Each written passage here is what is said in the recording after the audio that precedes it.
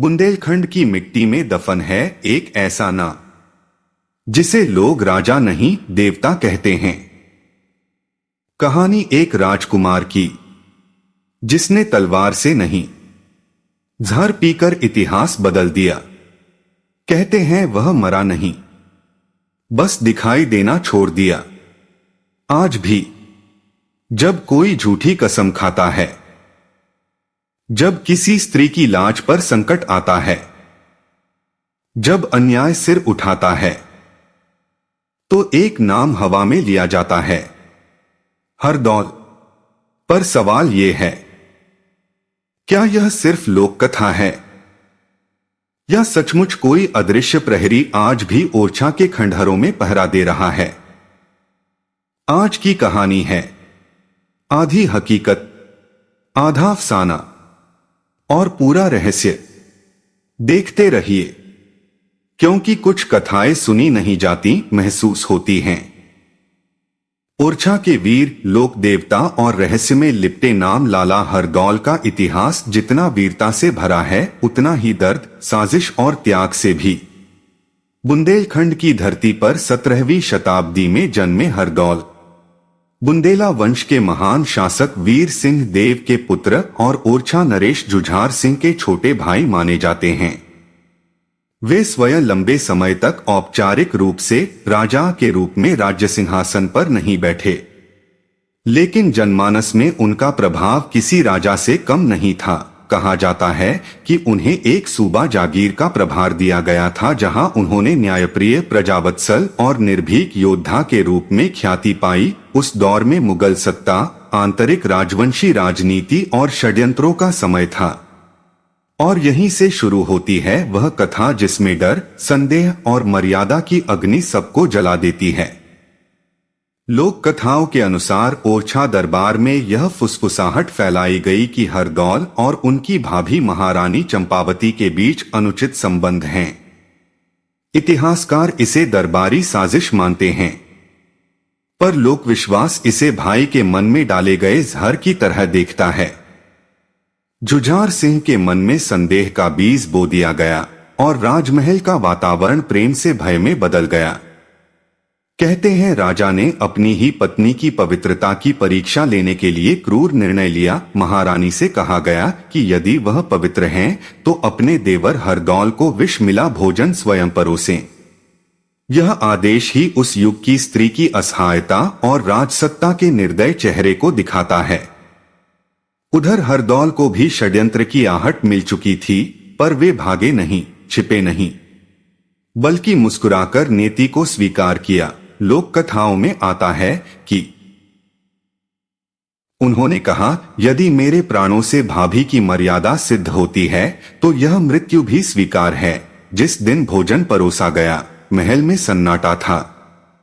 हवा तक जैसे रुक गई थी। हर निवाला मौत की छाया लिए था और हरदौल ने बिना हिचक वह विषपान कर लिया। कुछ कथाओं में यह विष मिली खीर बताई जाती है, कुछ में पान या अन्य व्यंजन, पर अंत एक ही, धीरे धीरे उनके शरीर ने साथ छोड़ा, पर चेहरे पर शिकन नहीं आई। यह घटना लगभग 1634 ई के आसपास मानी जाती है। उनकी मृत्यु युद्धभूमि में नहीं, बल्कि विश्वासघात और त्याग की अग्नि में हुई। यहीं से उनका व्यक्तित्व मनुष्य से लोक देवता में बदलने लगता है। बुंदेलखंड में आज भी उन्हें भैया हरदौल कहकर पुकारा जाता है। शादी ब्याह में पहला निमंत्रण उन्हें दिया जाता है, क्योंकि लोक मान्यता है कि वे आज भी अदृश्य रूप में आते हैं और अतिथियों की कमी नहीं होने देते। डर और रहस्य का पहलू यह है कि लोग मानते हैं जिन्होंने उन्हें सच्चे मन से पुकारा वहां चमत्कार हुए, और जिन्होंने अपमान किया वहां अनहोनी। ओरछा, दतिया और आसपास के गांवों में उनके चबूतरे, मंदिर और कथाएं आज भी जीवित हैं। रात के सन्नाटे में पुराने महलों के पास से गुजरते समय बुजुर्ग आज भी बच्चों को उनकी कथा सुनाते हैं कि यह वह राजकुमार था जिसने अपनी जान देकर एक स्त्री की मर्यादा, परिवार की इज्जत और अपने चरित्र की पवित्रता को अमर कर दिया। इतिहास के दस्तावेज उन्हें एक राजवंशी शख्सियत के रूप में सीमित कर सकते हैं, पर लोक आस्था ने उन्हें मृत्यु से परे पहुंचा दिया। उनका राज वर्षों की गद्दी पर बैठकर नहीं बल्कि लोगों के दिलों पर शुरू हुआ और आज तक चल रहा है। इसलिए कहा जाता है, हरदौल मरे नहीं, वे लोक विश्वास में जीवित हैं। और यही उनके जीवन, मृत्यु और रहस्य का सबसे गहरा, भयमिश्रित और भावुक सच है। हरदौल की मृत्यु के बाद ओरछा का राजमहल केवल पत्थरों का ढांचा नहीं रहा, वह जैसे अपराध बोध, शोक और अदृश्य उपस्थिति का घर बन गया। लोक कथाएं कहती हैं कि जिस कक्ष में उन्होंने अंतिम बार भोजन किया था, वहां कई दिनों तक दीपक अपने आप टिमटिमाता रहा। पहरेदारों ने रात में पायल जैसी ध्वनि सुनी, जबकि वहां कोई स्त्री नहीं थी, और महल की दासियां कसम खाकर कहती थीं कि आधी रात के बाद गलियारों में केसर और चंदन की मिलीजुली सुगंध फैल जाती थी। जैसे हरदौल की मृत्यु के बाद ओरछा का राजमहल केवल पत्थरों का ढांचा नहीं रहा, वह जैसे अपराध बोध, शोक और अदृश्य उपस्थिति का घर बन गया। लोक कथाएं कहती हैं कि जिस कक्ष में उन्होंने अंतिम बार भोजन किया था, वहां कई दिनों तक दीपक अपने आप टिमटिमाता रहा। पहरेदारों ने रात में पायल जैसी ध्वनि सुनी, जबकि वहां कोई स्त्री नहीं थी, और महल की दासियां कसम खाकर कहती थीं कि आधी रात के बाद गलियारों में केसर और चंदन की मिलीजुली सुगंध फैल जाती थी, जैसे किसी राजपूत योद्धा का शौर्य और किसी देवता की उपस्थिति साथ साथ चल रही हो। उधर महारानी चंपावती अपराध बोध और शोक से टूट चुकी थीं। कहा जाता है, उन्होंने जीवन भर रंगीन वस्त्र त्याग दिए, क्योंकि जिन हाथों से उन्होंने देवर को विष परोसा था, वे हाथ उन्हें जीवन भर कांपते महसूस होते रहे। और राजा जुझार सिंह, सत्ता के शिखर पर बैठा वह राजा, भीतर से डर में डूब चुका था, क्योंकि जिस भाई पर उसने संदेह किया था, वही मृत्यु के बाद लोकनायक बन गया। जनता के मन में धीरे धीरे यह भावना घर करने लगी कि अन्याय हुआ है, और अन्याय की अग्नि से जन्म लेते हैं लोक देवता। बुंदेलखंड की धरती पर एक अनोखी परंपरा शुरू हुई। शादी का पहला निमंत्रण हरदौल को। लोग मानते हैं कि जिस विवाह में भैया हरदौल को नहीं बुलाया गया, वहां अड़चने आती हैं। बरसों से यह कथा सुनाई जाती है कि एक बार किसी गांव के धनी व्यक्ति ने इसे अंधविश्वास कहकर निमंत्रण नहीं भेजा। विवाह वाले दिन अचानक पकवान कम पड़ गए, मेहमान बढ़ते गए, घबराहट फैल गई। तब किसी बुजुर्ग ने कहा, पहले हरदौल को मानो। तुरंत एक पत्तल में भोजन सजाकर उनका नाम लेकर अलग रखा गया, और आश्चर्य, कहते हैं भोजन सबके लिए पर्याप्त हो गया। ऐसी कथाएं सच हो या लोकविश्वास, पर वे डर और आस्था की महीन रेखा पर खड़ी हैं, जहां तर्क धीमा पड़ जाता है और अनुभव बोलने लगता है। ओरछा के आसपास आज भी हरदौल के चबूतरे मिलते हैं, साधारण पत्थर पर असाधारण श्रद्धा। राह चलते लोग रुककर प्रणाम करते हैं। कुछ जगह रात में दिया जलता छोड़ दिया जाता है। बुजुर्ग कहते हैं, वह अब देव हैं, पर स्वभाव वही है, सीधे दिल वाले। लेकिन हर कथा में एक रहस्यमय सिहरन भी छिपी है। कई ग्रामीण मानते हैं कि अन्याय, झूठी कसम या स्त्री की मर्यादा पर आघात हो तो हरदौल क्रोधित भी होते हैं। यह डर उन्हें न्याय के देव के रूप में स्थापित करता है। प्रेम और भय का यही मिश्रण लोक देवताओं की पहचान होता है। इतिहास के पन्ने सीमित बातें बताते हैं। राजवंश, सत्ता, संघर्ष, पर लोक कथा वहां से शुरू होती है जहां इतिहास रुक जाता है। कुछ कथाओं में कहा जाता है कि उनकी चिता की अग्नि बुझी नहीं थी कि आकाश में अजीब बादल घिर आए, हवाएं तेज चली, जैसे प्रकृति भी एक निर्दोष वीर की मृत्यु पर रो उठी हो। और उसी रात एक वृद्ध साधु ने स्वप्न में देखा कि हरदौल ने कहा, अब मेरा घर लोगों का विश्वास है। अगले दिन से लोग उन्हें देव मानने लगे। यह घटना सच हो या प्रतीक, पर इससे जन्म हुआ अमरता के उस रूप का जो शरीर से नहीं, स्मृति और श्रद्धा से मिलता है। डर का एक और पहलू लोक कथाओं में आता है। कुछ लोग दावा करते हैं कि गहरी रात में, खासकर विवाह के मौसम में, घोड़ों की हल्की टाप सुनाई देती है, जैसे कोई राजकुमार बारात की रक्षा कर रहा हो। खेतों के किनारे अकेले चलते चरवाहे कहते हैं कि सफेद घोड़े पर सवार एक धुंधली आकृति दूर तक साथ चलती दिखी, फिर हवा में घुल गई। वैज्ञानिक इसे भ्रम कहेंगे, पर लोक इसे उपस्थिति मानता है और लोक विश्वास का संसार तर्क से नहीं, अनुभव और परंपरा से चलता है। राज्यकाल की बात करें तो हरदौल ने भले औपचारिक रूप से वर्षों तक गद्दी पर बैठकर शासन न किया हो, पर जिस समय उन्हें प्रशासनिक दायित्व मिले वे न्यायप्रिय माने गए। जनता के विवाद सुलझाना, सैनिकों में उत्साह भरना और सीमाओं की रक्षा, यही उनकी पहचान बनी। इसलिए मृत्यु के बाद लोगों ने उन्हें केवल शहीद नहीं बल्कि धर्म, मर्यादा और वचन के रक्षक के रूप में देखा। उनका राज सत्ता से नहीं, चरित्र से बना। उनकी मृत्यु की कहानी में जो सबसे गहरी सिहरन है वह यह कि उन्होंने चाहा तो सच्चाई प्रकट कर सकते थे, विरोध कर सकते थे, पर उन्होंने मौन चुना, क्योंकि उस मौन में एक स्त्री की इज्जत बचती थी। यही त्याग उन्हें साधारण मनुष्य से ऊपर उठा देता है और शायद यही कारण है कि सदियां बीत गईं, साम्राज्य बदले, महल खंडहर हुए, पर हरदौल की कथा अभी भी जीवित है, गांव की चौपाल से लेकर मंदिर के चबूतरे तक। इसलिए बुंदेलखंड में जब कोई बच्चा डरता है, दादी कहती है डर मत, हरदौल भैया है ना, और जब कोई अन्याय होता है लोग कहते हैं सच के साथ रहो, हरदौल देख रहे हैं। यही है वह अदृश्य राज्य जो 1634 के आसपास एक विश्व गई। जहां लिखित कानून दूर था वहां लोक देवता नैतिक कानून बन गए। पर रहस्य की परतें यहीं खत्म नहीं होती। एक दंतकथा कहती है कि जिस रात हरदौल ने विषपान किया, आसमान साफ था, पर अचानक आधी रात को तेज हवा चली, महल के दीपक अपने आप बुझ गए और कुछ देर के लिए पूरे किले में ऐसा सन्नाटा छा गया जैसे समय ने सांस रोक ली हो। सुबह जब खबर फैली तो लोगों ने इसे संकेत माना, जैसे प्रकृति भी उस अन्याय की साक्षी थी। और सबसे विचित्र बात, उनकी कथा में क्रोध कम है, करुणा अधिक है। वह प्रतिशोध की गाथा नहीं, चेतावनी की गाथा है। वह यह नहीं कहती कि दोषी को दंड मिला, वह कहती है कि संदेह ने सबको दंड दिया। भाई ने भाई खोया, राज्य ने अपना सच्चा रक्षक खोया और इतिहास ने एक और दुखद अध्याय जोड़ लिया। इसीलिए यह कथा सुनते समय दिल भारी होता है, डर से नहीं, उस क्षति के एहसास से जिसे लौटाया नहीं जा सकता। आज भी जब किसी शादी में गीत गाए जाते हैं और हरदौल लाला का नाम आता है तो यह सिर्फ परंपरा नहीं, यह स्मरण है कि विवाह केवल उत्सव नहीं, विश्वास की डोरी है।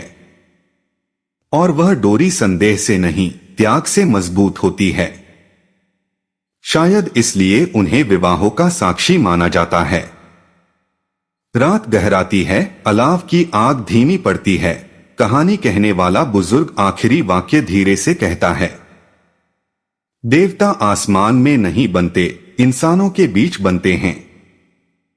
जब कोई अपने हिस्से का जीवन किसी और की इज्जत के लिए दे देता है, बच्चे चुप रहते हैं, हवा चलती है, दूर कहीं कुत्ता भौंकता है, और उस सन्नाटे में हर बार की तरह लगता है कथा खत्म नहीं हुई, बस सुनने वाला बदल गया है। रात का वह हिस्सा जब कुत्ते भी बिना वजह भौंकना बंद कर देते हैं और हवा जैसे चलकर भी ठहरी हुई लगती है, बुंदेलखंड में उसे बीच का समय कहते हैं। मान्यता है यही वह घड़ी है जब दिखाई और अदृश्य के बीच की दीवार सबसे पतली होती है। और लोक विश्वास कहता है हरदौल इसी समय सबसे पास होते हैं। ओरछा किले के पीछे जहां पर्यटक कम जाते हैं, एक टूटा हुआ मार्ग है जो पुराने अस्तबलों की ओर जाता है। दिन में वहां बस खंडहर दिखते हैं, झुकी दीवारें, गिरी छतें, सूखी घास। पर कुछ स्थानीय लोग दावा करते हैं कि अमावस्या की रात वहां घास ऐसे दबती है जैसे कोई अभी अभी गुजरा हो। कई बार लोगों ने मिट्टी पर घोड़े की अधूरी टाप के निशान देखे, आगे के दो स्पष्ट, पीछे के धुंधले, जैसे सवार जमीन को पूरा छूता ही न हो। एक बूढ़े पुजारी की कही बात अब भी फुसफुसाहट की तरह दोहराई जाती है। उसने कहा था, हर आत्मा भटकती नहीं, कुछ को काम दिया जाता है। जब उससे पूछा गया किसने दिया, वह मुस्कुराया। जिसे न्याय की जरूरत होती है वही बुलाता है। उसके अनुसार हरदौल की उपस्थिति डराने नहीं, टोकने आती है। कई बार रात में अचानक घर के बाहर बंधा पशु बेचैन हो उठता है, जबकि आसपास कुछ नहीं होता।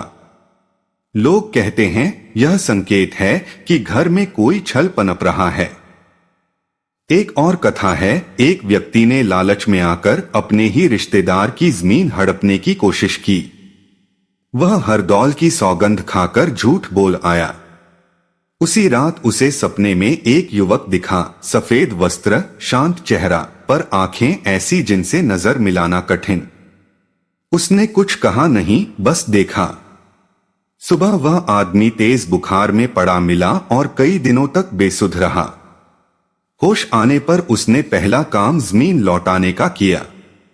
उसने बस इतना कहा, झूठ सुन लिया गया था। पर रहस्य केवल दंड का नहीं, संकेतों का भी है।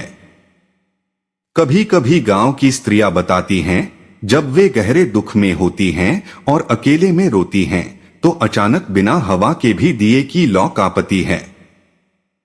वे इसे डर नहीं मानती।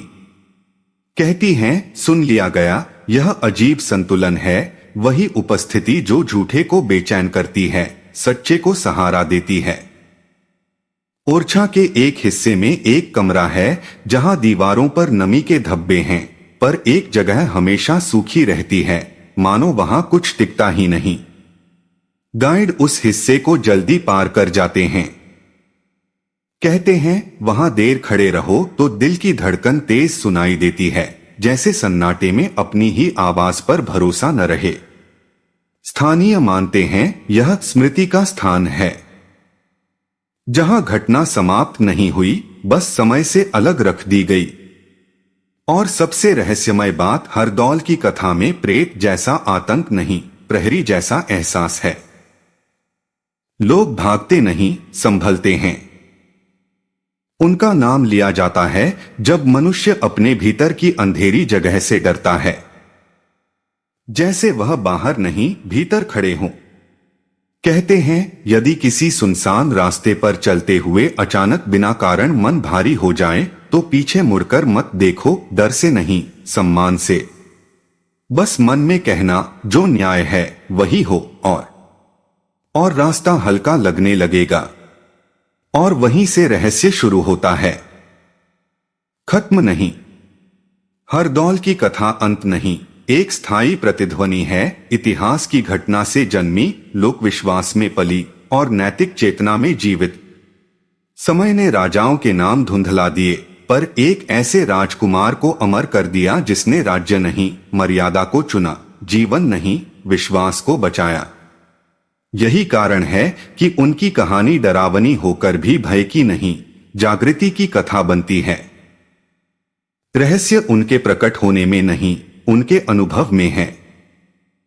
लोग उन्हें देखते नहीं, महसूस करते हैं, निर्णय के क्षण में, अन्याय के सामने, या उस पल जब इंसान झूठ बोलने से पहले ठहरता है। यही उनका सच्चा चमत्कार है। उन्होंने लोकमन में ऐसी अदृश्य सीमा खींच दी जिसके पार जाने से पहले आत्मा कांपती है। इतिहास पूछता है, क्या यह सच है? लोक कथा कहती है, क्या यह असर सच नहीं? उनकी मृत्यु ने उन्हें समाप्त नहीं किया, बल्कि उन्हें एक भूमिका दे दी, प्रहरी की। वे भटकती आत्मा नहीं, नैतिक स्मृति हैं। उनका नाम लिया जाता है जब कानून दूर हो और अंतरात्मा पास। उनका स्मरण स्त्रियों की लाज, वचन की पवित्रता और रिश्तों में विश्वास का प्रतीक बन गया। इसलिए हरदौल का रहस्य भूत प्रेत की कहानी नहीं, बल्कि उस अदृश्य शक्ति का प्रतीक है जो मनुष्य को भीतर से रोकती है, यह मत करो। और शायद देवत्व की शुरुआत भी यहीं से होती है। जब तक संदेह रिश्तों को तोड़ता रहेगा, जब तक त्याग शब्दों से बड़ा रहेगा, और जब तक लोग सम्मान को जीवन से ऊपर रखेंगे, तब तक हरदौल की कथा कहीं नहीं जाएगी, जी जाएगी।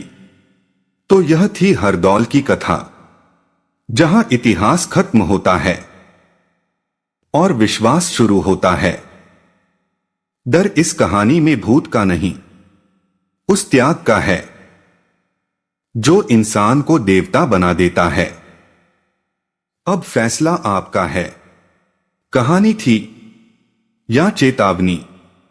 अगर आपको भी लगा कि यह सिर्फ कहानी नहीं, तो इस वीडियो को लाइक करें, शेयर करें और ऐसे ही रहस्य, इतिहास और लोक कथाओं के लिए हमारे चैनल को जरूर सब्सक्राइब करें। touchmyheart.m, क्योंकि यहां मिलती हैं वो कहानियां जो दिल को छू जाएं और रूह में उतर जाएं। चाहो तो अगली बार मैं बीच में सस्पेंस ब्रेक लाइनें भी डाल दूं जो रिटेंशन बढ़ाती हैं। से अलग हो। आज वो बात मैंने इस वीडियो में कही है, वो सिर्फ सुनने के लिए नहीं थी, वो महसूस कराने के लिए थी। अगर इस वीडियो को कोई भी लाइन आपके दिल को छू गई है तो समझ लेना ये वीडियो आपके लिए ही था। अब जाते जाते एक छोटी सी बात, अगर आपने भी अभी तक चैनल को सब्सक्राइब नहीं किया है तो अभी सब्सक्राइब कर लो, क्योंकि यहाँ बात सिर्फ बोली नहीं जाती, यहाँ दिल से ही कही जाती है। वीडियो पसंद आया हो तो लाइक जरूर करना और कमेंट में मुझे कमेंट मैं खुद पढ़ती हूँ। मिलते हैं अगली वीडियो में एक और सच्चाई के साथ। जब तक के लिए आप अपना ख्याल रखो।